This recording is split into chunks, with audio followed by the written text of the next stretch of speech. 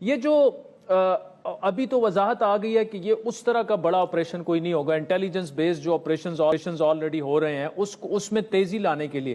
اب سوال یہ ہے کہ جے یو آئی جو ہے انہوں نے، آپ کی پارٹی نے مخالفت کی ہے، لیکن آپ کی پارٹی جو ہے وہ پچھلے اگر 1 سال کو دیکھیں، سال ڈیڑھ، سب سے زیادہ دہشت گردی کا نشانہ آپ پر حملہ ہوا، مولانا صاحب پر کئی حملے ہو چکے ہیں، مولانا صاحب تو اپنی کمپین تک نہیں کر پا رہے تھے، پھر کیوں مخالفت کر رہے ہیں آپ؟ بسم اللہ الرحمن الرحیم، بہت شکریہ۔ کیا اس کیوں کا کوئی جواب دے سکتا ہے کہ مجھ پر حملہ ہوا، مولانا پر ہوئے، ہمارے دیگر قیادت پر ہوئے، ہمارے کارکن، ہمارے ایم این اے سابقہ اور وہ شہید ہوئے، آج تک کسی کا قاتل پکڑا ہے؟ کوئی حملہ آور پکڑا ہے؟ کو کہاں ہیں وہ 32 انٹیلیجنس ادارے؟ اور آپ نے کتنے آپریشن کیے کے پی میں، بلوچستان میں، پاٹھا میں، وزیرستان میں؟ یہ دہشت گردی ختم لینے کا نام کیوں نہیں لے رہا ہے؟ پھر اعتراف کرے کہ ہم ناکام ہو چکے ہیں۔ آپ نے کہا کہ دہشت گردی ختم ہو گئی، پہلے یہ بتائیے ضرب عضب، رائے نجات، رد فساد، ضرب حق، فلانا فلانا، اس کا رزلٹ ہمیں بتا دیں۔ دوسرا یہ ہمیں بتا دیں کہ یہ دہشت گردی کیوں ہو رہی ہے۔ خواجہ آصف کہہ رہا ہے کہ یہ گزشتہ پی ٹی آئی کی حکومت میں جنرل فیض اور جنرل باجوہ کا نام لے رہے ہیں کہ انہوں نے کابل سے وہاں ایک کپ چائے پی کے ادھر لایا، انہوں نے ہزاروں طالبان ادھر لائے، تو کیا اس کی سزا آپ قبائل کو دے رہے ہیں؟ اس کی سزا آپ خیبر پختونخوا کی عوام کو دے رہے ہیں؟ کیا اس کی سزا آپ بلوچستان کی عوام، بلوچ اور پٹھان کو دے رہے ہیں؟ آپ سیدھا سادہ افغانستان سے کیوں بات نہیں کرتے ہیں؟ اگر افغانستان سے آتے ہیں پھر آتے کیسے ہیں بابا؟ آپ نے باڑ بھی لگایا، آپ نے بانڈر بھی بند کیا ہے، لوگوں کی معیشت بھی چھین لی، اب لوگوں کی زندگی چھیننے کی کوشش ہو رہی ہے گولیوں سے۔ لقمہ تو چھین لیا، اب گولیوں سے۔ اگر میری بات غلط ہے تو پاٹھا سے کتنے لاکھوں لوگوں نے، کروڑوں لوگوں نے نقل مکانی نہیں کی؟ آپ نے وعدہ کیا تھا کہ 100 ارب دینا ہے سالانہ، کتنے آپ نے دیے؟ کتنے ڈیولپمنٹ آپ نے کیے؟ کتنے تعلیمی ادارے آپ نے دیے؟ آج تو وہ سمجھ رہے کہ بابا ہم بھیڑ بکری ہیں، ہم جانور ہیں ان کی حیثیت۔ تو حافظ صاحب، آپ کے جو آپ باتیں کر رہے ہیں یہ اتنے سخت تحفظات تو نہیں ہیں کہ جو دور نہ ہو سکیں، تو کیا بہتر نہیں ہوگا کہ بیٹھا جائے؟ دیکھیں اس وقت تو ادارے بھی یہی کہہ رہے ہیں، گورنمنٹ بھی یہی کہہ رہی ہے کہ یہ ایکسپورٹ، پاکستان میں دہشت گردی جو ہے وہ افغانستان سے بھی آ رہی ہے، انڈیا سے بھی جو ہے، مطلب یہاں پر ٹارگٹ کلنگ کشمیر میں ہوئی ہے، بہت سارے معاملات، تو اس کا پھر حل کیا ہے؟ ٹھیک ہے نا، میں بات کر رہا ہوں جی، یہ افغانستان سے دہشت گردی ایران میں کیوں نہیں ہو رہا ہے؟ یہ افغانستان سے دہشت گردی تاجکستان، ازبکستان، قازقستان میں کیوں نہیں؟ ان کے بارڈر تو بھی وہاں مل رہا ہے، ادھر کیوں نہیں ہو رہا ہے؟ یہ افغانستان سے دہشت گردی چینا میں واخان کے ذریعے کیوں نہیں ہو رہا ہے، بدخشان سے؟ یہ کیا وجہ ہے کہ دہشت گرد افغانستان سے آ رہا ہے صرف پاکستان میں ہو رہا ہے؟ اپنے گریبان میں تو دیکھیے نا یہ کیوں ہو رہا ہے۔ آپ انڈیا کی بات کرتے ہیں، انڈیا مداخلت کر رہی ہے۔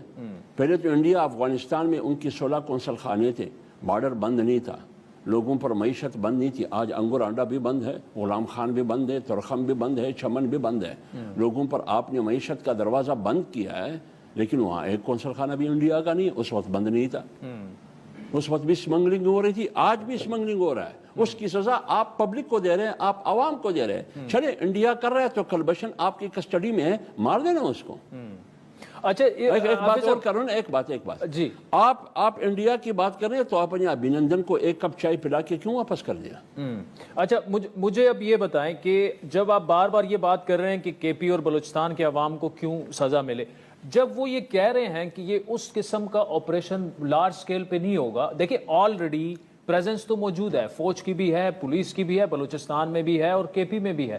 یہ آپریشن اگر تو یہ تیز کیا جائے، اس کو تھوڑا سا سوئفٹ کیا جائے، اور وہ لارج سکیل آپریشن ایسا نہ ہو جس میں نقل مکانی ہو اور لوگ سفر ہوں، پہلے بھی لاکھوں کروڑوں لوگ جو ہیں وہ سفر ہوئے ہیں، تو پھر کیوں اس پر اور کیا اعتراض ہے؟ دیکھیے بنیادی طور پر بات یہ فیصلہ کس نے کیا ہے؟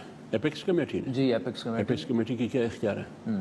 اتنا بڑا فیصلہ ایپیکس کمیٹی نہیں کر سکتی۔ لیکن حافظ صاحب وہ تو پارلیمان میں تو آئے گا نا۔ لیکن نہیں، اس طرح نہیں ہوگا کہ پہلے ایپیکس کمیٹی فیصلہ کرے، پھر کیبنٹس میں وہاں سے مسلط کیا جائے، پھر کیبنٹ انگوٹھا لگا دے، اس کے بعد پارلیمنٹ میں آ جائے، پارلیمنٹ پھر کیا کہے گی؟ جب ایپیکس کمیٹی نے آپ پارلیمنٹ کے پاس اختیار ہے مسترد کر، کوئی اختیار نہیں ہے پارلیمنٹ کے پاس، پارلیمنٹ میں اکثریت کس کی پاس ہے؟ ایک بات۔ دوسری بات یہ ہے کہ اس فیصلے کی قوت موجودہ حکومت کے پاس نہیں ہے کہ وہ اتنا بڑا فیصلہ کرے، بالخصوص ایپیکس کمیٹی کے پاس۔ یہ عوامی مینڈیٹ کا حکومت نہیں ہے، حامل حکومت نہیں ہے، اسمبلی نہیں ہے، پارلیمنٹ یہ ربل اسٹیمپ ہے، یہ عوام کا منتخب پارلیمنٹ نہیں ہے، یہ فارم 45 کے نہیں، یہ 47 کا جنم دیا ہوا ایک پارلیمنٹ ہے۔ پھر آپ مجھے یہ بتائیے کہ خیبر پختونخوا میں ANP، JUI، PTI سب مخالف ہیں۔ بلوچستان میں جنوین پارٹی 4 ہے، پشتونخوا ملی علماء پارٹی، جمعیت علماء اسلام، اختر مینگل، مالک بلوچ، یہ چاروں خلاف ہے۔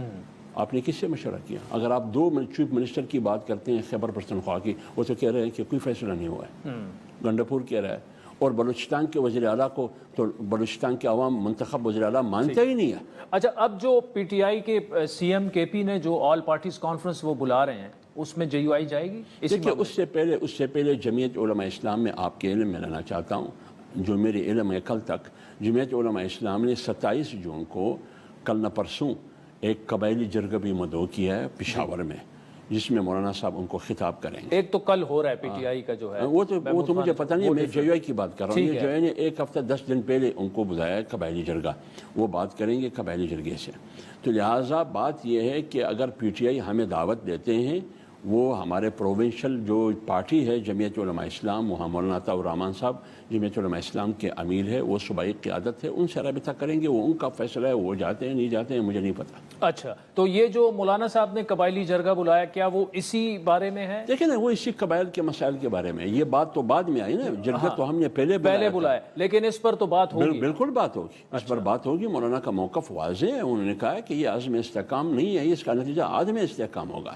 تو مولانا صاحب کا جب موقف یہ آیا ہے، تو پھر جب قبائلی جرگہ سامنے ہوگا، ان سے بات ہوگی۔ بنیادی طور پر تو وہ یہ ہے کہ ان کی معیشت چھین لی گئی ہے، انگوراڈا بند ہے، وہ غلام خان بند ہے، ترخم بند ہے، چمن بند ہے، یعنی چمن سے لے کر ترخم تک جہاں بھی پشتون قبائل ہے وہاں دروازے بند ہیں، ان کی معیشت کے دروازے بند ہیں۔ یہ کیوں؟ لیکن یہ تو یہ کہتے ہیں کہ وہاں سے چونکہ دہشت گرد آ رہے ہیں تو ہمیں بند کرنے پڑیں گے یہ سارے معاملے۔ دہشت گرد ابھی زیادہ ہے، یا جب افغانستان میں امریکن وہاں تھے اور کرزی صاحب اور اشرف غنی کی حکومت تھی، 20 سال میں 1 لاکھ لوگ لقمہ اجل بنے، آپ کا 100 ارب یا کتنے کرب ڈالر آپ کو نقصان ہوا۔ اس وقت دہشت گردی زیادہ تھی، جب وہاں 16 قونصل خانے انڈیا کے کام کر رہے تھے، وہاں ٹریننگ کیمپ تھے، اس وقت دہشت گردی زیادہ۔ اس وقت آپ بارڈر کیوں بند نہیں کرتے تھے؟